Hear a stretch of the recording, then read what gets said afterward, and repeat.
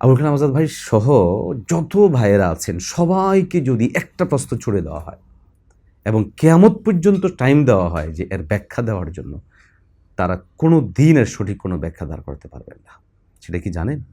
যে যেই দলগুলোর সাথে আপনাদের ১ বছরের মতো সময়ে মাঠে ঘাটে আন্দোলন সংগ্রাম হলো, তাদের সাথে আসন সমঝোতা নিয়ে দিনের পর দিন চলে গেল, সপ্তাহের পর সপ্তাহ চলে গেল, মাস চলে গেল, আপনারা কোনো সমাধানে বুঝতে পারলেন না।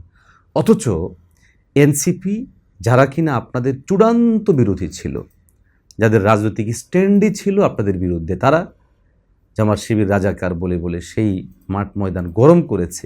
এই দলটার সাথে গোপনে আপনারা ৩০টা আসনের সমঝোতা করে ফেলেছেন। এই যে কাজটা, এই কাজটাই ছিল মূলত এবার সমঝোতা ভেঙে যাওয়ার পিছনে সবচেয়ে বড় ভূমিকা পালনকারী ইস্যু।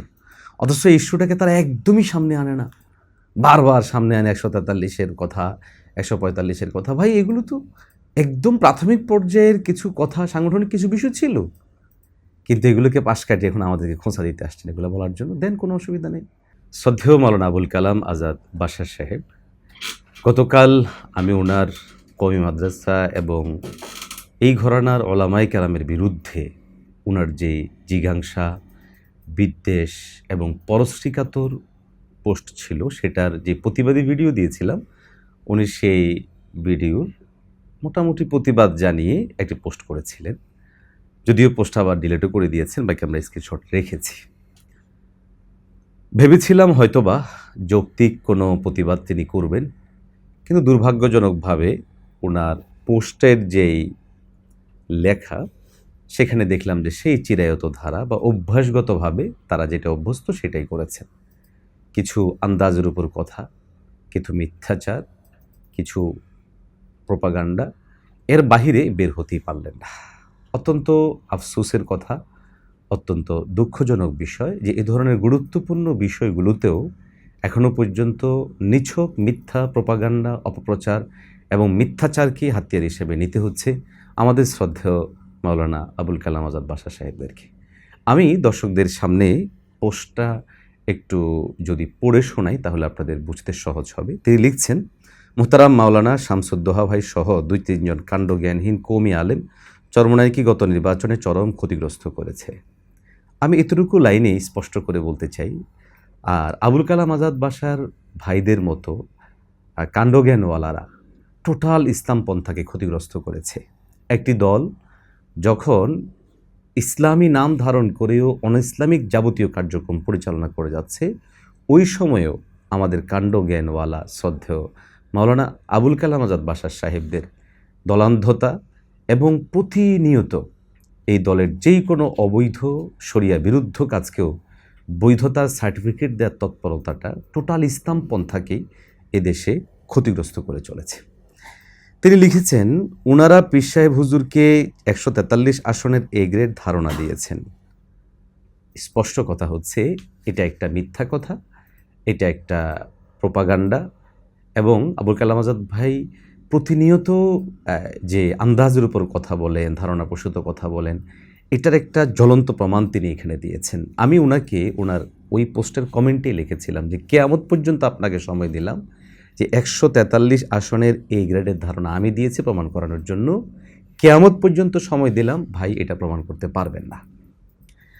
এখন যদি পাল্টা বলি যে টোটাল ইসলাম পন্থাকে ক্ষতিগ্রস্ত করেছে, আপনাদের দলকে আপনারা ধারণা দিয়েছেন যে ৩০০ আসনই আপনাদের শুধু এ গ্রেড না, বরং A+ গ্রেড, যার জন্য অপরাপর শরিকদের সাথে গাদ্দারি করা, অপরাপর শরিকদেরকে ন্যূনতম মূল্যায়ন না করা, এবং যার শুধু ক্ষমতায় যাওয়ার জন্য যতগুলো মাধ্যম দরকার সেগুলো গ্রহণে বাংলাদেশ জামাত ইসলামীকে সহায়ক ভূমিকা পালন করিয়েছেন আপনারা।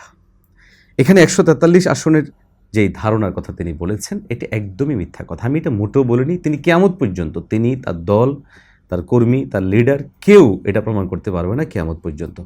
এখান থেকে দর্শকরা একটা জিনিস অনুমান করতে পারেন, সেটা হচ্ছে আমাদের শ্রদ্ধেয় আবুল কালাম আজাদ বাশার ভাই, তারা তো বর্তমান সময়ে আমাদের জামাত ইসলামীর রাজনীতির বলা যায় যে ন্যারেটিভ তৈরিকারী, এবং যে কোনো বিষয়ে তারা জামাতের পক্ষে বলা যায় যে জনমত তৈরি করার জন্য অন্যতম ভূমিকা পালন করেন। তো এই ভূমিকা পালনটা যে নিছক ভিত্তিহীন কিছু বিষয়ের উপরে হয়ে থাকে, এটা ওনার আজকের লেখার দ্বারা স্পষ্টভাবেই প্রমাণিত হচ্ছে। এরপর তিনি লিখেছেন, আমার আসনে আমি উনি উনার আসনে জামানত হারিয়েছেন। হ্যাঁ, হারিয়েছে, অসুবিধা কী? জামানত হারানো এটা নতুন কোনো বিষয় হলো?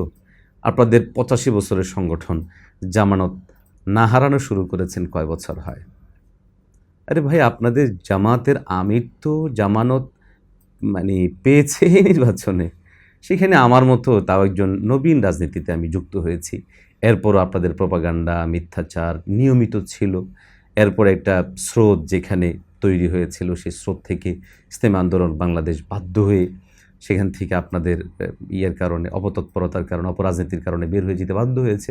আমরা জেনে বুঝেই আমরা ছিলাম যে এখানে। অতএব এখানে জামানত হারিয়েছি, এটা খুব করার কথা না। বাকি এখান থেকে আপনাদের অহংকার, আপনাদের গর্ব এবং আপনারা যে বিভিন্ন সময়ে প্রচণ্ড পর্যায়ে হিংসা লালন করেন, এই ধরনের লেখনী থেকে এই জিনিসটা মূলত স্পষ্ট হচ্ছে। উনি পরের লাইনে লিখছেন যে উনি নির্বাচনের দিন বেলা ৩টার দিকে ফেসবুকে স্ট্যাটাস দিয়ে বলেন, কেন্দ্র পাহারা দিন, আমাদের বিজয় নিশ্চিত। ভাই, আমি আশ্চর্য হচ্ছি আপনার কথায়। একবারে সামান্য কোনো একটা বিষয় লেখার আগে তো সামান্য নিজের বিবেকের সাথে নিজের মোজাকারা করা উচিত, যে আমি এটা লিখছি, আমি আদৌ এটার কোনো প্রমাণ উপস্থিত করাতে পারবো কি না, বা আমি আদৌ যার ব্যাপারে লিখছি সেটা লিখছি কি না। মানুষ এত ভিত্তিহীন লেখা লিখতে পারে? আমি অবাক হই। আপনারা তো ওই মানুষ যাদের কথায় জামাতের শীর্ষ নেতৃবৃন্দ উঠা বসা করে। আপনার মতো মানুষ যদি এইভাবে ভিত্তিহীন কথা লেখেন, তো মানুষ যাবে কোন দিকে? প্রিয় ভাই, প্রিয় দর্শক, এখানে আমি শুরুর কথাটায় আবার আসি। কাণ্ডজ্ঞানহীন আমাদের কারণে ইসলামী আন্দোলন ক্ষতিগ্রস্ত হয়েছে বলে ভাই যে করলেন, আমরা তো স্পষ্ট করেই বলি যে এবারের নির্বাচনে ইসলামপন্থা উত্থানের যে সম্ভাবনা ছিল, এর পুরোটাই ক্ষতিগ্রস্ত হয়েছে আমাদের ডক্টর আবুল কালাম আজাদ ভাষার ভাই সহ ওনাদের যারা আছেন কাণ্ডজ্ঞানওয়ালা, ওনাদের কারণে। আজকে ওনারা বারবার একটা ন্যারেটিভ তৈরি করার চেষ্টা করছে নির্বাচনের পর থেকেই, ইসলাম আন্দোলন বাংলাদেশ সমঝোতা জোটে নাই, বের হয়ে গেছে। আসলে কি তাই? ইসলাম আন্দোলন বাংলাদেশকে জোট থেকে বের হয়ে যেতে বাধ্য করেছে। আবুল কালাম আজাদ ভাই সহ যত ভাইয়েরা আছেন সবাইকে যদি একটা প্রশ্ন ছুড়ে দেওয়া হয় এবং কিয়ামত পর্যন্ত টাইম দেওয়া হয় যে এর ব্যাখ্যা দেওয়ার জন্য, তারা কোনো দিন এর সঠিক কোনো ব্যাখ্যা দাঁড় করতে পারবেন না। সেটা কি জানেন? যে যেই দলগুলোর সাথে আপনাদের 1 বছরের মতো সময়ে মাঠে ঘাটে আন্দোলন সংগ্রাম হলো, তাদের সাথে আসন সমঝোতা নিয়ে দিনের পর দিন চলে গেল, সপ্তাহের পর সপ্তাহ চলে গেল, মাস চলে গেল, আপনারা কোনো সমাধানে বুঝতে পারলেন না। অথচ এনসিপি, যারা কিনা আপনাদের চূড়ান্ত বিরোধী ছিল, যাদের রাজনৈতিক স্ট্যান্ডই ছিল আপনাদের বিরুদ্ধে, তারা জামাত শিবির রাজাকার বলে বলে সেই মাঠ ময়দান গরম করেছে।